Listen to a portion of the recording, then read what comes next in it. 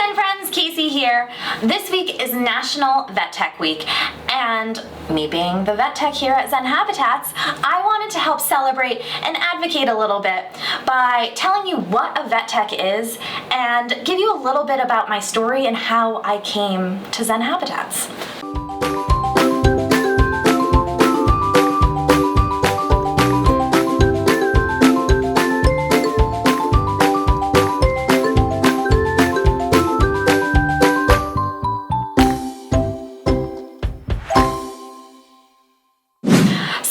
Let's jump right in by defining what a vet tech is. Make sure to like this video and subscribe to our YouTube channel, as well as click that notification bell. That way you'll be notified anytime we post a brand new video. So, veterinary technicians are animal nurses and so much more. So besides our nursing duties, we are also phlebotomists, laboratory technicians, surgical technicians, anesthesia technicians, dental hygienists. The list goes on and on. We do so much. Licensed technicians need to complete at least an associate's degree in veterinary technology from an AVMA accredited college. AVMA is the American Veterinary Medical Association. Some of our curriculum includes animal anatomy and physiology, medical terminology, medication dosage calculations, surgical nursing, animal nursing, laboratory skills, anesthesia, pharmacology. Again, the list can go on and on. After completing our degree, we then sit for the Veterinary Technician National Exam. This is I think, pretty difficult exam to study for, to take, and then after you pass and you're licensed, you still have to do continuing education every year. So for instance, here in Massachusetts, we need to complete 12 hours of continuing education to continue to hold that valid license. Now let's jump in so you can learn how I ended up here at Zen Habitats. We'll start back to when I was a young girl. No, I'm just kidding. I have always loved animals like many veterinary professionals, but I was not a great student growing up. I didn't want to go to college after high school, and I went right into the workforce. I worked at a Fortune 500 company and made my way up to a managerial position. I wasn't able to further my career anymore without an actual degree, so after 7 years with this company, I decided it was time to go back to college. And I didn't know exactly what I wanted to do, so I was like, okay, I'm gonna spend all this money on schooling. Why don't I do something that will make me feel fulfilled and potentially just have a little impact? I was very intimidated. The counselors or whatever, tuition people or administrators, what are they called? So I met with the college administrators and talked over all the details of the degree that I was planning on getting. They gave me some statistics that made me a little scared. Only 58% of students pass their VTNE the first time. And like I said, I was already not a great student. I was 25, so I was older than a lot of the other students. The whole thing was very intimidating to me. During my first 6 months of college, I decided that I wanted to volunteer at a local petting zoo, just to get some hands-on experience with animals that I had never worked with. So that included horses, a donkey, sheep, pigs, goats, deer, emus, peafowl, and they also had some, pocket-sized guys on the inside for people to come take a look at. And they were like guinea pigs and chinchillas, a couple reptiles like a ball python, an Asian pond turtle, leopard geckos, and a blue-tongued skink. While I was there, I basically cleaned poop. Cleaned a lot of poop in my years.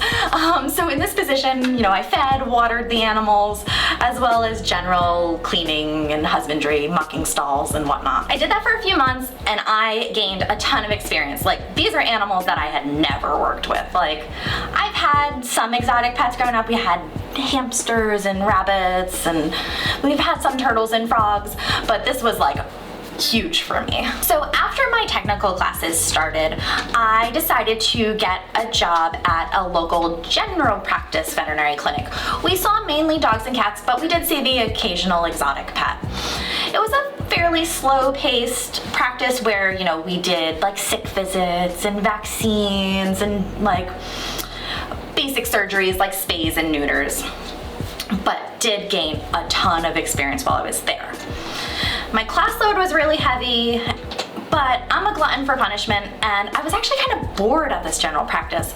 So after, I don't know, about a year or so, I moved on to work at an emergency room. If I have any tips for baby techs or vet tech students, get your foot in the door at an emergency and specialty hospital. The amount of cases you see, the experience is invaluable.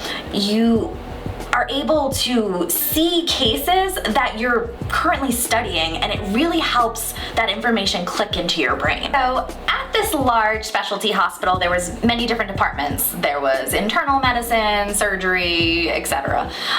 I primarily worked emergency triage and also assisted in the ICU. I was really hoping that by the time I graduated, I would be promoted to a technician. At this time, I was a technician assistant, and I could maybe get a job in the exotics department. That was my dream. I wanted it so badly.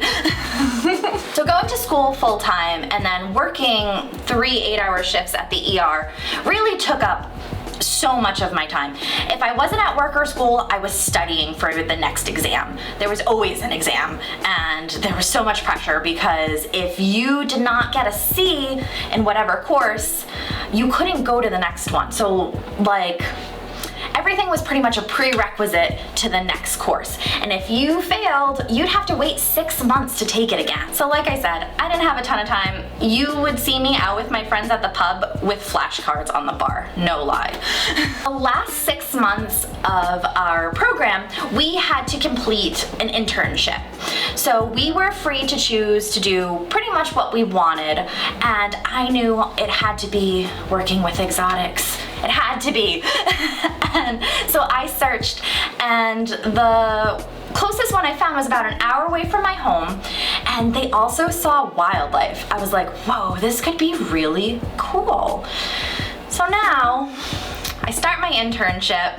I am going to school 3 days a week for 8 hours. I'm working at the ER 3 days a week for 8 hours, and I'm interning at the Exotic and Wildlife Clinic 3 days a week for 8-hour shifts. I had 0 time for anything.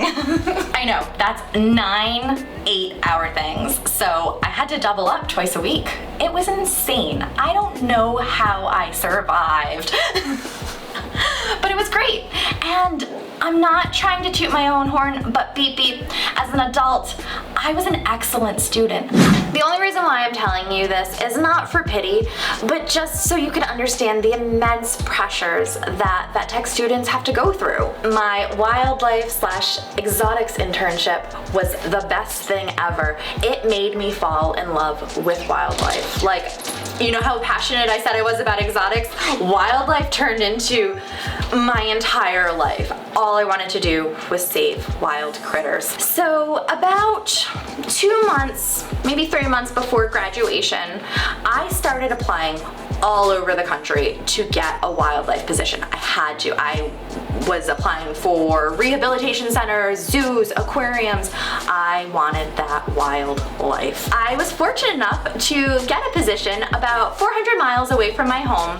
I knew it was going to be difficult to leave my friends and family, but it was just something that I had to do. At this wildlife rehabilitation center, we saw between 1,500 and 1,900 animals a year, and that covered over 100 different species. My interns had actually honorably named me the mother of squirrels. Game of Thrones was really big at this time, but there was days that I would literally be bottle feeding squirrels for 8 hours a day. I have hand-reared hundreds, if not at least 1,000 baby birds and baby mammals, including squirrels and possums and bunnies and all the cute little babies. This is where things get a little weird. After about 8 months working at the wildlife clinic, I was really struggling to make my bills. Working at a nonprofit and working salary, working 60 hours a week, like it was not working, but I was so determined to make it work. I started picking up extra shifts at at another emergency hospital. So I was doing my full-time job during the day and then picking up 2 to 3 shifts at night, and then a 12-hour shift every other Sunday at the ER. I was getting burnt out. For those who are not familiar, burnout is the exposure to prolonged emotional and interpersonal stressors on the job. My whole entire life was filled with animals and animal care. So it was my injured and orphaned wildlife during the day, and emergency and intensive care patients at night, and not even thinking about my own pets. So I had, at the time, 2 dogs, a bearded dragon, and 2 pigeons. Like, animals were my world. After about a 1.5 years of working both jobs, I came to the devastating realization that it wasn't sustainable, and I had to find a new job, as much as caring for wildlife was my whole world. Then one random day, I just so happened to be browsing through some job postings, and I wasn't looking for a new job, but I came across a listing for Zen Habitats, and it was fate. So in my position here, I take care of our 20+ ambassador pets. That includes feeding, cleaning, making sure they get everything that they need, and coordinating with other veterinary professionals in case anyone is ever ill.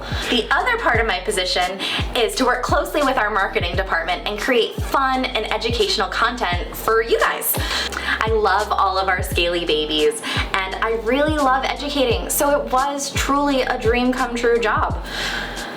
I wanted to make this video, one, to help promote National Vet Tech Week, but also just to give a little insight into the life of a vet tech, and maybe help other vet techs who might feel stuck in a position where you can explore out of the box ideas as far as jobs are concerned.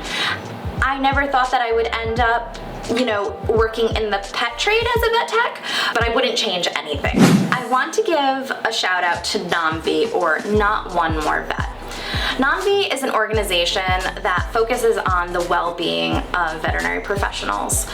If you are a vet tech or a veterinary professional that's struggling with burnout or compassion fatigue, I urge you to visit namv.org. We'll have the link down below in our description. And even if you're not a veterinary professional, I think it's worth taking a peek and just to learn about it. Please be kind to each other, and I hope you enjoy this video. If you have any specific questions for me and about my journey, I'd love to hear them, so drop those comments below. And again, thank you so much for watching. Bye.